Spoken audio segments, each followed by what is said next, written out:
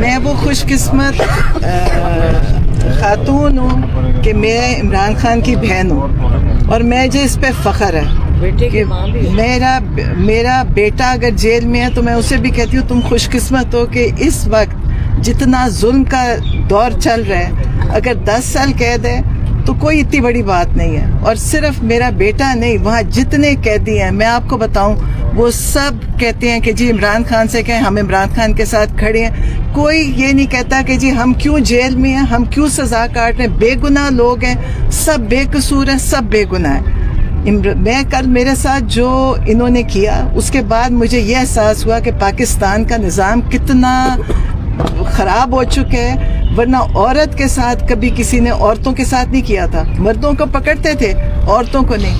میں کھڑی ہوئی تھی، کچھ نہیں کر رہی تھی، میں صرف بیٹھی تھی دیر تک، میں نے کہا چلو میں کھڑی ہوتی ہوں۔ ایک مجھے نہیں پتا اس عورت کا سائز کیا تھا، وہ پاکستانی تھی کہ کہیں سے یہ لے کر آئے ہوئے تھے، اس نے مجھے پیچھے بالوں سے پکڑا اور مجھے یہ کچھ میں ابھی کر بھی نہیں رہی مجھے، اور اس کے بعد وہ تھی ساتھ اس کے جو SHO اور جتنی تھی۔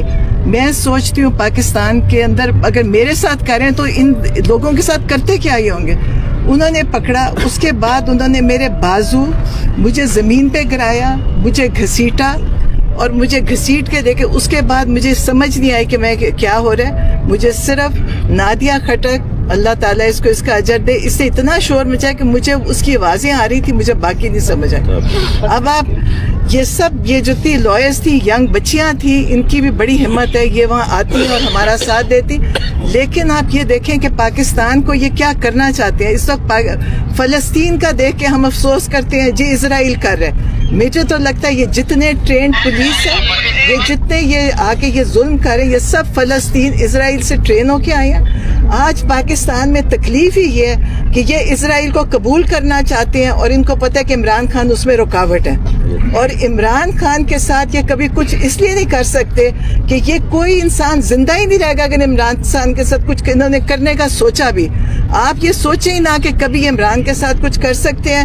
عمران خان، میں پہلے بھی کہتی ہوں، میں عمران خان کو بھی کہتی ہوں، عمران خان وہ شخص ہے جس کے لیے دنیا میں دعائیں ہو رہی ہیں، اور یہ جتنے ظالم ہیں یہ وہ لوگ ہیں جن کے لیے دنیا میں لوگ بددعائیں کر رہے ہیں۔ یہ کبھی سرخرو نہیں ہوئیں گے، آپ دیکھیں گے یہ اس وقت فرسٹریشن میں سب کچھ کر رہے ہیں، یہ مایوس ہو چکے ہیں، ان کا دل کرتا ہے کہ عمران خان ان سے معافی مانگے۔